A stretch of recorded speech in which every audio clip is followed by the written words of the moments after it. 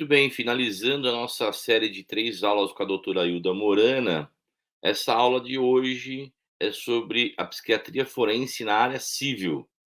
Eu quero aqui deixar o nosso agradecimento mais uma vez à doutora Hilda, pela disponibilidade do seu tempo em nos gravar essas aulas. Nosso muito obrigado, estamos esperando uma visita.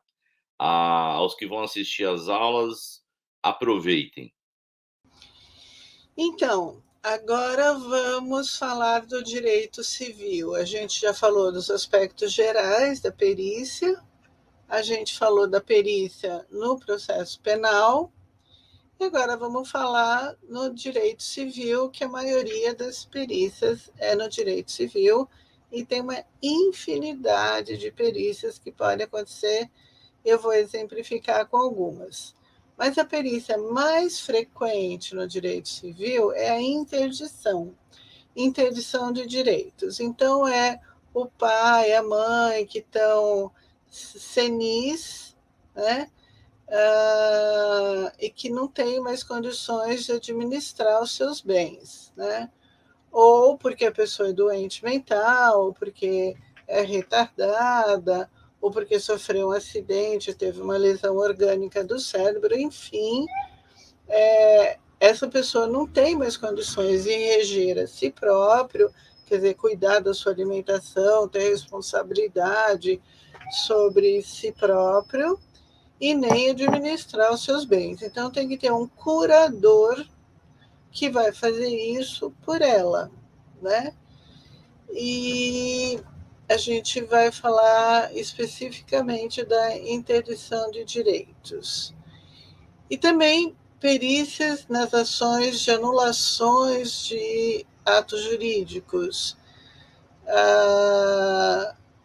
Uma pessoa foi enganada, se sentiu enganada e quer anular um ato jurídico.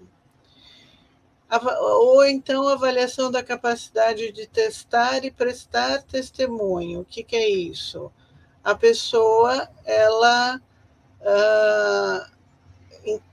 vai fazer o testamento dela e vai deixar uma parte maior para um dos filhos, por exemplo. E ela não quer que, quando ela morrer, os outros filhos digam que ele estava senil quando ele fez o testamento, que ele não tinha capacidade de reger a sua pessoa e administrar seus bens. Então, ele vem no teu consultório, você é um perito, né? Você tem que ser um perito.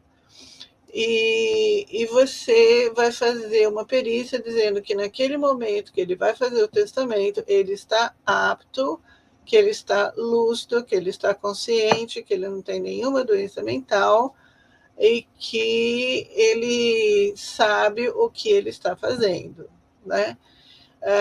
Em geral, eu pergunto assim, mas qual é o valor que o senhor vai deixar? Aí ele fala, não, vou deixar um apartamento, vou deixar não sei o quê. Eu falei, mas qual é o valor desse apartamento que o senhor vai deixar para sua filha e não vai deixar para os seus filhos, né? Porque daí você vê se ele tem noção do que ele está fazendo ou não.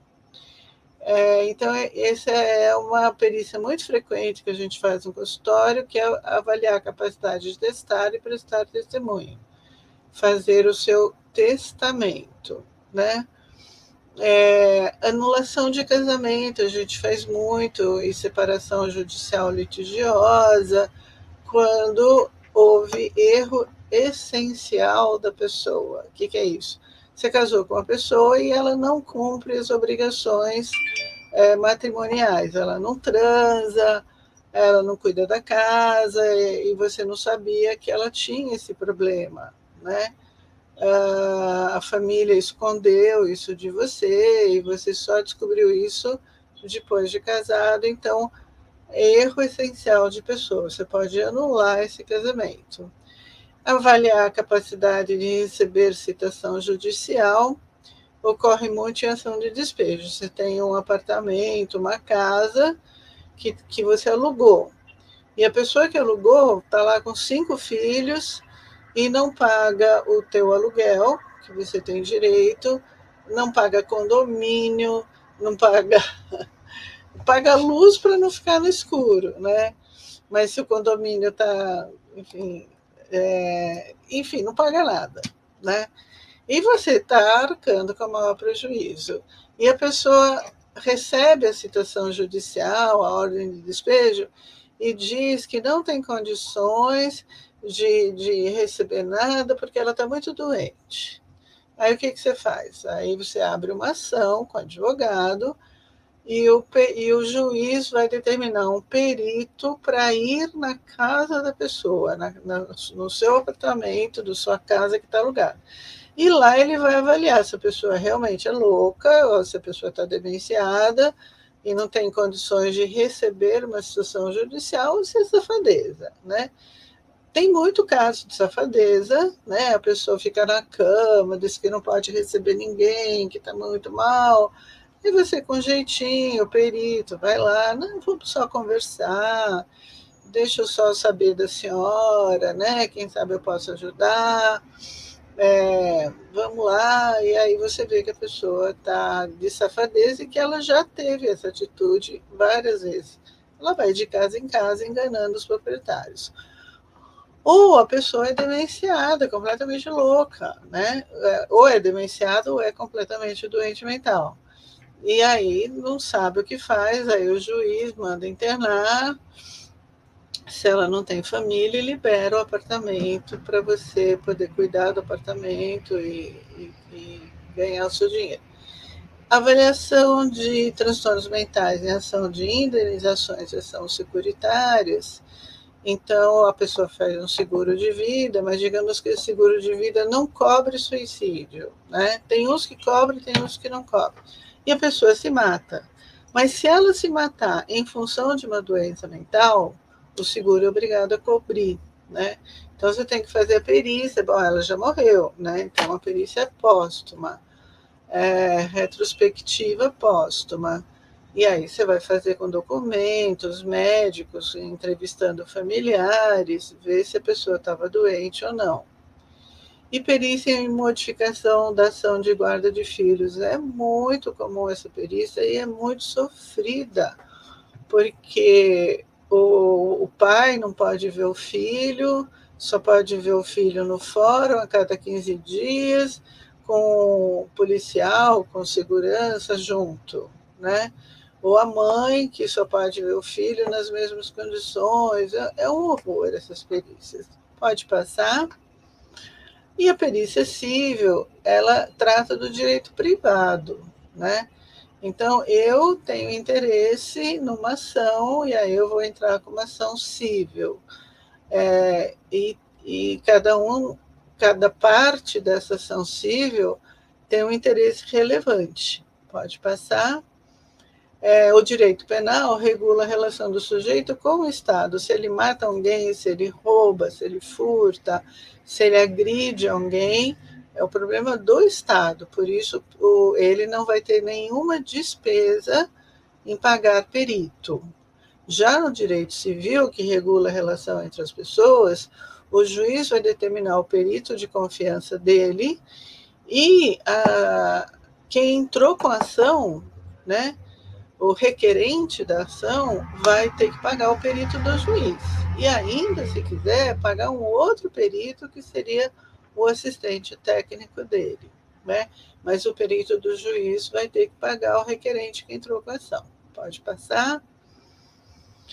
Então, o Código Penal estabelece os limites modificadores da responsabilidade penal, que é a partir dos 18 anos, a gente discutiu isso.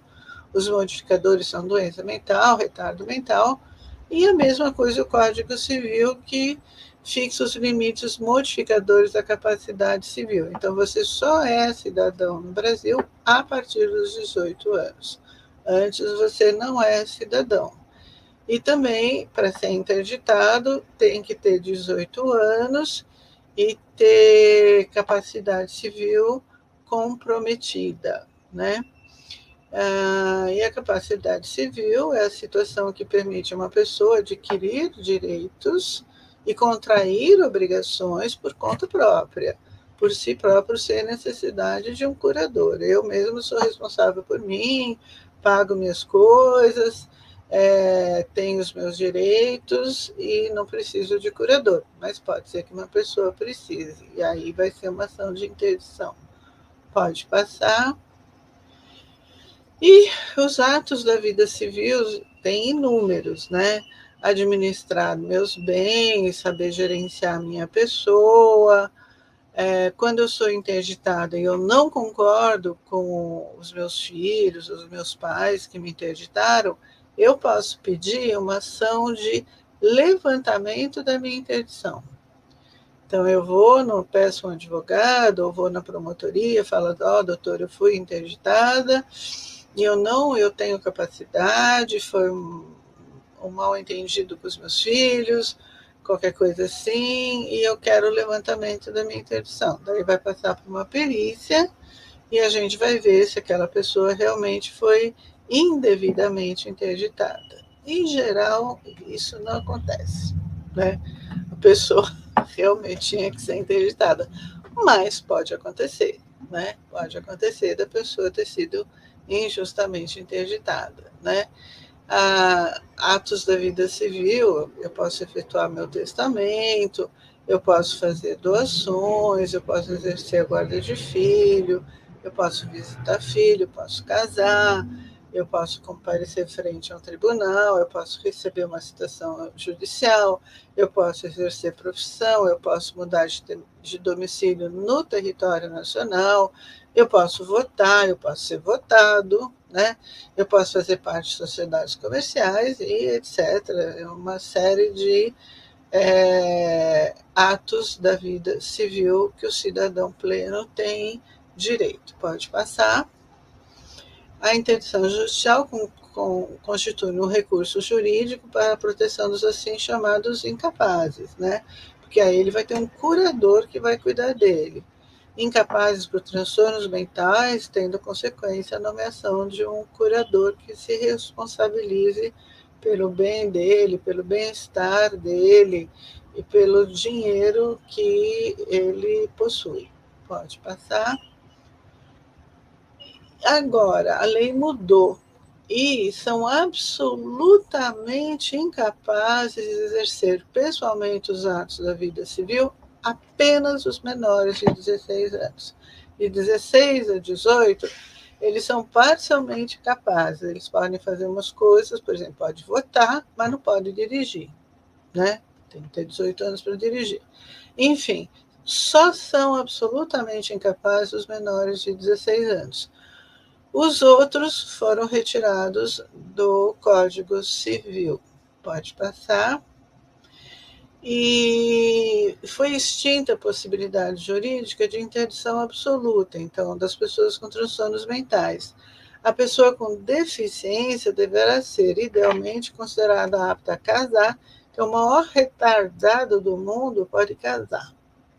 Eu fiz muita perícia antes dessa lei, impedia casamento de retardado com retardado, né? Vai nascer mais um retardadinho, né? Enfim, era uma coisa difícil de fazer, porque você está impedindo, eles querem casar e você está dizendo que não pode, né? Mas, enfim, agora não pode mais. Retardado pode casar com retardado, doente mental pode casar com quem quiser, independente da gravidade e sua deficiência física ou mental, né? Porque não tem mais interdição absoluta. Não tem mais, só menor de 16 anos. Então, a pessoa retardada mental quer dirigir, pode dirigir, né? Aliás, está cheio, né? Enfim, pode passar. Deve ser analisada a capacidade funcional do indivíduo, se ele é capaz de discernir e fazer escolhas com ou sem o auxílio dos outros, né? Então, a capacidade civil busca pelo discernimento que a pessoa tem. Um doente mental, um retardado mental, não tem pleno discernimento, né? Então, precisa de um curador para fazer isso por ele. Na penal, é a capacidade de entendimento e determinação. Na civil, é a capacidade de discernimento da vida que vai definir se ele tem que ser interditado ou não. Pode passar. Então, a interdição total não existe mais. Além de não bastar mais a mera existência de enfermidade ou deficiência mental, para que se requeira a interdição, a curatela, passou-se a requerer que se verifique até que ponto a deficiência ou transtorno realmente impede cada indivíduo de ter o necessário discernimento para a prática dos atos que se pretende tolher na ação civil de interdição. Então, a gente tem que falar, olha, ele pode isso, mas não pode aquilo, e você tem que fazer toda uma avaliação funcional da vida do indivíduo. Pode passar. A curatela afetará tão somente os atos relacionados ao direito da natureza patrimonial e negocial, né? Casamento, dirigir, atos da vida civil, se ele quiser votar, ser votado, abrir uma sociedade, tudo bem, né? Ele pode fazer mesmo estando interditado. Não alcança o direito ao próprio corpo, à interdição, à sexualidade, ao matrimônio, à privacidade, à educação, à saúde, ao trabalho e ao voto. A curatela constitui medida extraordinária, devendo constar na sentença as razões e motivações de sua definição, preservando os interesses do curatelado. No caso de pessoa em situação de institucionalização, ao nomear curador, o juiz deve dar preferência à pessoa que tenha vínculo de natureza familiar, afetiva ou comunitária com o curatelado. Quem vai ser o curador? Né? Em geral, é o pai e a mãe. Se a pessoa é casada, é o esposo ou a esposa. Se não é casado e não tem pai nem mãe, vai ser o filho mais próximo ou a pessoa que tem maior proximidade com o curatelado. Pode passar. E são incapazes relativamente a certos atos da vida civil os maiores de 16 e menores de 18. Eles são relativamente incapazes. Ébrios habituais, dependentes de tóxico, e os que por deficiência mental têm o discernimento reduzido. Então, esses são relativamente incapazes, né?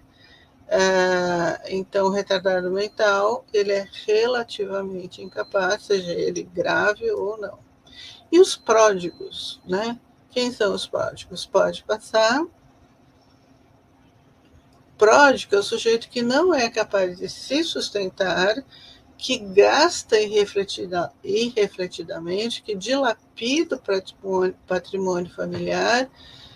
Entre essas pessoas estão sujeitos com transtornos da personalidade. Esses são os safados que não trabalham, só roubam, brigam, roubam dinheiro dos pais, e são pródigos, né? Não são capazes de ter responsabilidade para com a vida e ganhar seu dinheiro, não. Eles se usam de outras pessoas para terem os seus benefícios próprios. Quem tem compulsão para jogos também é pródigo, porque gasta toda a grana no jogo, né? Só quem pode requerer ação de prodigalidade são os parentes, pois é a eles que interessa, né? Porque ele está dilapidando o patrimônio da família. O sujeito só, sem parente, de que se mantenha nos quesitos básicos de sobrevivência, ou seja, a casa é relativamente limpa, ele é relativamente asseado, ele pode gastar o que ele quiser e tiver. Que aí ele pode ser pródigo quanto ele quiser, porque o dinheiro é dele, não tem família para dar satisfação, e se ele acabar com tudo, ele vai virar morador de rua e vai ser feliz do mesmo jeito, tá? Então, é aos parentes que interessa a prodigalidade. Pode passar. A curatela, aqueles que por outra causa duradoura, né, não puderem exprimir a sua vontade. O que é causa duradoura? O indivíduo em estado comatoso, por exemplo, é uma causa duradoura e nesse período ele vai ser interditado. se ele sair do coma, aí ele vai ser desinterditado, né? Os deficientes mentais, ébrios habituais, viciados em tóxicos e os pródigos. Pode passar. Esse é o caso do Chico Picadinho, não sei se vocês lembram do caso dele. Ele matou uma prostituta, ele bebe, mata uma prostituta, pica a prostituta, põe numa mala e joga a mala no rio. Aí ele cumpre pena e sai livre. E aí o primeiro lugar que ele vai é para o bar beber. Todo preso, mesmo doente mental, sai da prisão, para o lugar, vai para o bar beber. E ele vai para o bar beber, mata outra prostituta, pica a prostituta, põe na mala e tal. E aí ele fica 30 anos preso. E quando completou 30 anos, ele tem que sair, porque ele está apenado, né? E no Brasil, até então, só podia ficar 30 anos, agora o máximo é 40, né? Isso também mudou. Mas na época era 30. E aí a promotora falou, mas ele vai matar outras pessoas, né? Porque ele matou já 2 prostitutas, ele vai beber de novo, ele tem 60 anos, ele está super sarado, né? Porque ele faz um monte de exercício na cadeia, e ele vai matar outra pessoa, porque o psicopata é assim, o psicopata reincide em crime. Aí ela fez a interdição baseado nessa lei, dizendo que se a pessoa é perigosa para a sociedade, ela tem que ficar curatelada pelo Estado. E ele está há 12 ou 13 anos, acima dos 30, continua preso. Ele já pediu para sair, ele já mandou carta para tudo quanto é juiz, advogado, psiquiatra forense, que ele quer sair, mas e isso o Brasil está fazendo muito. Para os psicopatas que foram presos, muitas vezes se entra com essa interdição civil, que é baseado nessa lei, que diz que vão ter que ser recolhidos em estabelecimentos adequados quando não se adaptarem ao convívio doméstico. E aí é uma forma mesmo de prisão perpétua, né? Que é o que os outros países nem discutem. É psicopata, vai para uma cadeia de psicopata, que é o que falta ao Brasil, e vai para pena perpétua e acabou, porque ele vai reincidir. A gente sabe que tem fulanos que ficam 30 anos na cadeia, bonzinhos, ótimos, sem nenhuma intercorrência. Sai, mata alguém. Pode passar. Então, os interditos serão recolhidos em estabelecimento adequado. Tá. Isso a gente já falou, pode passar. Lembram do Stephen Hopkins, né? Ele tem capacidade civil, ele é inapto para casar, para votar, para trabalhar. Não, ele era professor da universidade, ele ganhava seu dinheiro, ele era casado, ele tinha filhos e era casado pela segunda vez, né?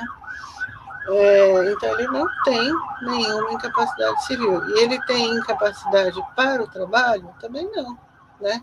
Ele também não pode ser aposentado pelo INSS, porque ele é professor universitário, dentro da limitação física dele. Existe uma interdição administrativa para esses casos, né? Onde é nomeada uma pessoa que vai no banco, que vai fazer as tarefas, que vai alimentá-lo, que vai cuidar fisicamente dele, mas ele não tem capacidade civil nem capacidade para o trabalho. Pode passar. E o periciano, aí você pode fazer uma interdição parcial. A sua capacidade, então, eu fiz muita interdição parcial, assim, de pessoas, senhoras que eram donas de fazenda, né, fazendas enormes, não é uma fazenda, são várias fazendas, em outros estados, Mato Grosso, Goiás, mas que o marido morreu e ela está já com muita idade, já não tem a capacidade de administrar uma fazenda, que não é fácil para ninguém, né? comprar gado, vender gado, resolver o que vai fazer da plantação, o que vai plantar, quando vai vender, não dá, né?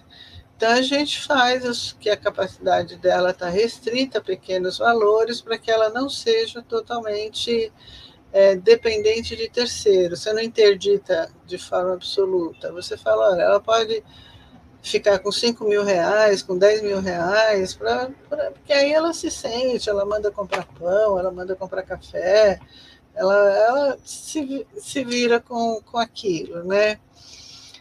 E é conveniente, sob o ponto de vista médico, uma reavaliação da sua capacidade mental no período de 1 a 2 anos, dependendo do estado da pessoa.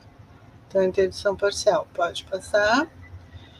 A interdição com incapacidade temporária, a descrever a terapêutica o tempo provável para nova avaliação. Então, a pessoa tem um surto psicótico, ela já teve outros, e surto psicótico, a pessoa se recupera totalmente. A pessoa fica no surto, tem delírio, tem alucinação, e aí, em 2, 3 meses, usando a medicação, ela volta à total normalidade. Então, interdição com incapacidade temporária. Pode passar.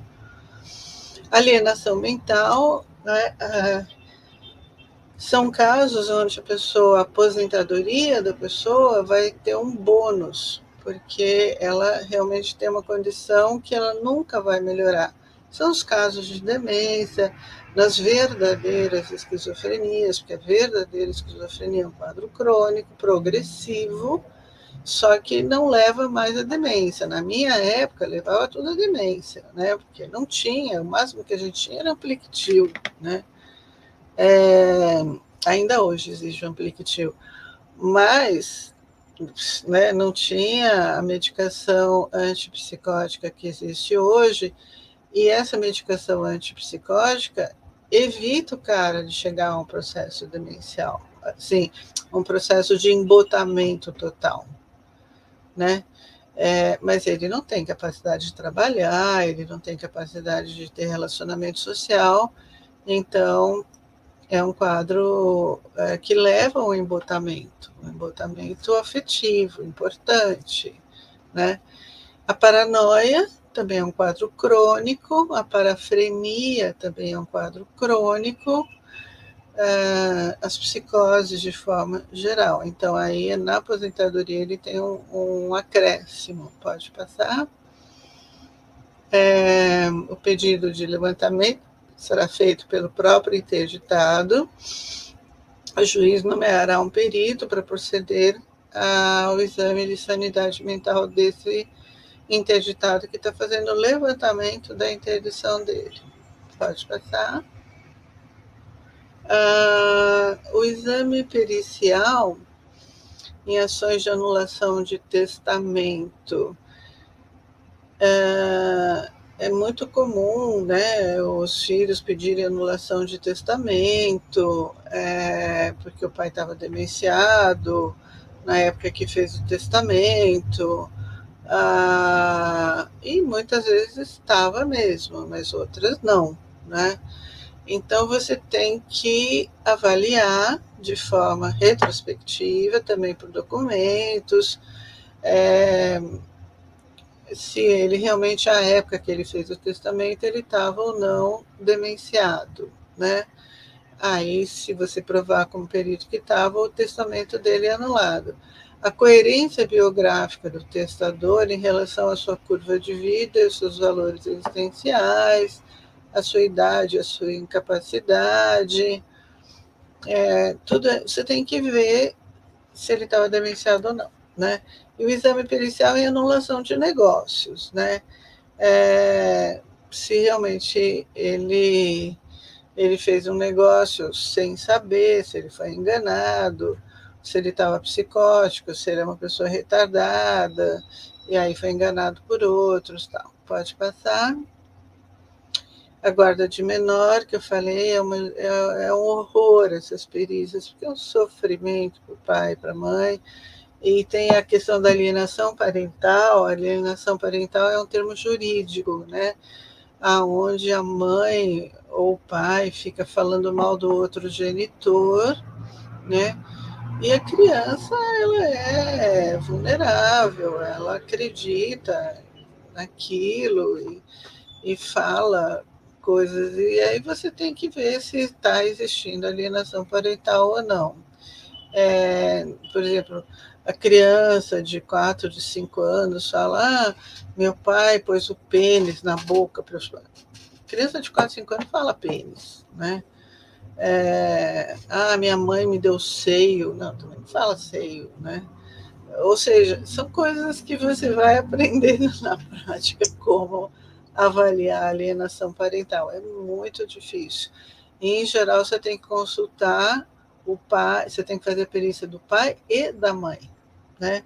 Para saber, para poder tirar uma base dessa alienação parental. Pode. Mas, assim, a guarda de menor, porque se desentenderam e aí estão lutando pela guarda do filho, né? Pode passar. Mas a gente não tem juiz especializado nisso, o que torna as coisas ainda mais difíceis. São ações muito longas, com muito sofrimento, porque o pai fica muito tempo sem ver o filho ou a mãe, fica muito tempo sem ver o filho e essa relação vai se deteriorando. Se é homem, ele arruma outra mulher, faz outro filho, e aquele filho fica esquecido para ele, né? É o que acaba acontecendo, porque são ações que levam 4, 5 anos, 6 anos, né? E ele não tem contato com o filho. Pode passar. Destituição do pátrio poder, nessas ações, o perito será necessário no sentido de diagnosticar uma doença psiquiátrica de base ou determinar o perfil de personalidade do examinando, assegurando o bem-estar do menor, né? E pode perder o pátrio poder, o pai ou a mãe, que castiga imoderadamente o filho, que o deixa em abandono ou que pratica atos contrários à moral e aos bons costumes. Aí ele perde o pátrio poder. Pode passar.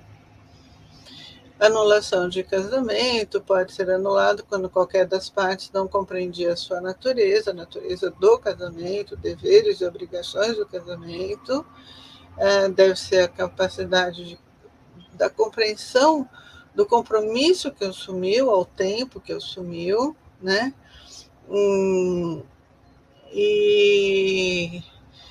E a ignorância anterior ao casamento de defeito físico irremediável ou de moléstia grave, que você não tinha conhecimento, e as doenças graves com perigo para o cônjuge e a prole, mais alegado nos processos de anulação, são as doenças mentais. Pode passar. Pode passar. Aqui é um caso muito interessante que aconteceu. O caso gerou uma jurisprudência. A mulher pede indenização na justiça por ter casado com um homem de pênis pequeno. A Carla Dias Batista, de 26 anos, o processo é público, né? Advogada e residente no município de Porto Grande, no Amapá, decidiu processar seu ex-marido por uma questão até então inusitada na jurisprudência nacional. Ela processa o Antônio Chagas Dolores, comerciante de 53 anos, por insignificância peniana. Embora seja inédito no Brasil, os processos por insignificância peniana são bastante frequentes nos Estados Unidos e no Canadá. E essa condição é caracterizada por pênis que, em estado de ereção, não atinge 8 centímetros. E a literatura médica afirma que essa reduzida envergadura inibe a libido feminina, interferindo de forma impactante na construção do desejo sexual. O casal viveu por 2 anos uma relação de namoro e noivado, e durante esse período não desenvolveu relacionamento sexual de nenhuma espécie devido à função religiosa do Antônio Chagas, que dizia que não podia ter relação sexual, só depois do casamento. Pode passar. E aí, depois do casamento, a Carla o acusa de ter utilizado a motivação religiosa para esconder o seu problema crônico. E a imprensa, denunciante, disse: se eu tivesse visto antes o tamanho do problema, jamais teria me casado. A legislação brasileira considera erro essencial sobre a pessoa do outro cônjuge quando existe a ignorância anterior do casamento, defeito físico irremediado de moléstia grave. E justamente partindo dessa premissa que a advogada pleiteia agora a anulação do casamento, uma indenização de 200 mil pelos 2 anos de namoro e 11 meses de casamento. Antônio, que agora é conhecido na região como Toninho Anaconda, e aí eu confirmei, ele realmente tem esse apelido de Toninho Anaconda, lá no Amapá. Afirma que a repercussão do caso gerou graves prejuízos para sua honra e também quer a reparação na justiça por ter sido sua intimidade revelada publicamente, né? E ela ainda deu entrada no processo no juizado de pequenas causas, o que é muita sacanagem. Mas é um caso verídico, pode passar. Dano existencial é dano à existência de um trabalhador, quando o empregador impõe uma sobrecarga excessiva de trabalho ao empregado, privando o mesmo de ter convívio familiar, social e até suas atividades. Quando ele não dá as férias para o cara, para o empregado, enfim, aí impede ele de ter esse convívio social. Então, é o dano existencial, é uma ação civil. O perito vai examinar. Pode passar. A economista que passou 9 anos sem férias será indenizado por dano existencial. Ele estava 9 anos sem conseguir tirar férias e a turma do Superior Tribunal do Trabalho considerou que a supressão do direito prejudicou as relações sociais e os projetos de vida da trabalhadora, configurando o chamado dano existencial. Pode passar.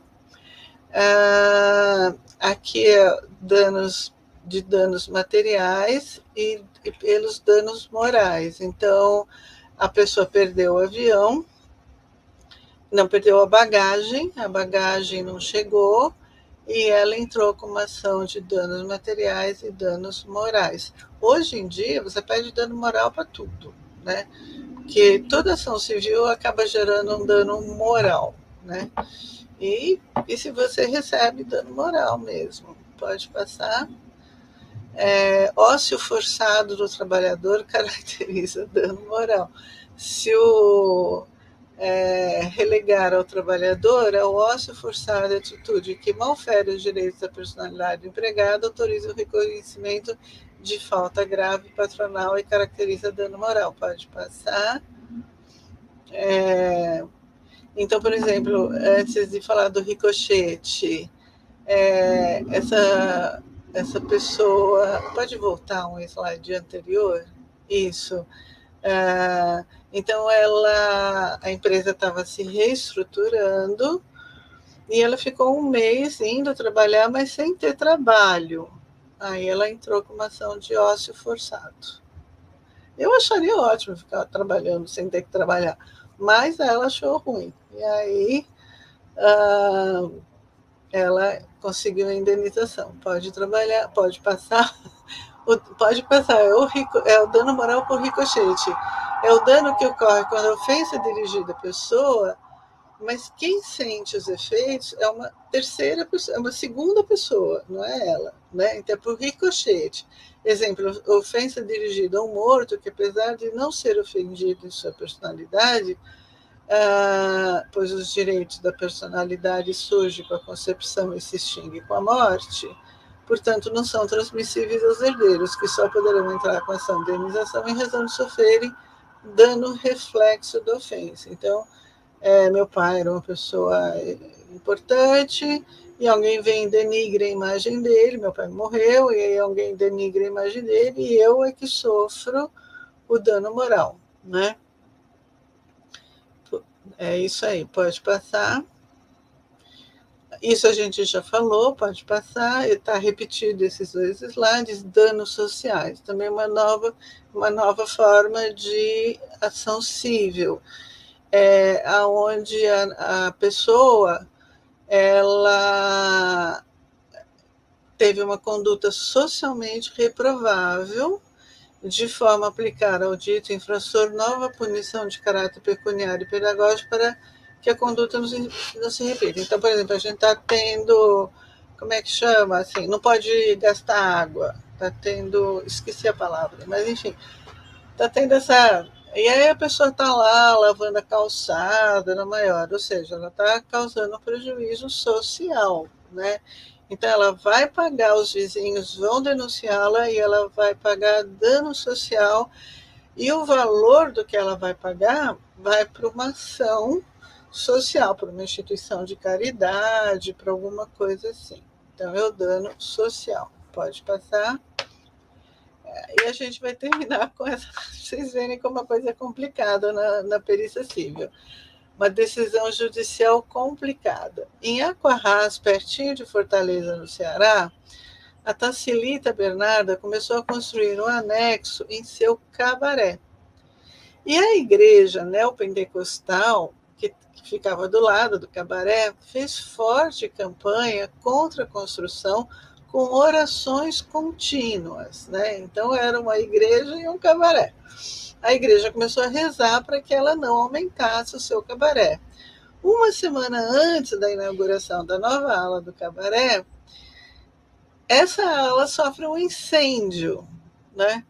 E se desfaz. E aí a dona Tacilita processou a igreja e o pastor, responsabilizando pela intervenção divina que destruiu a sua obra.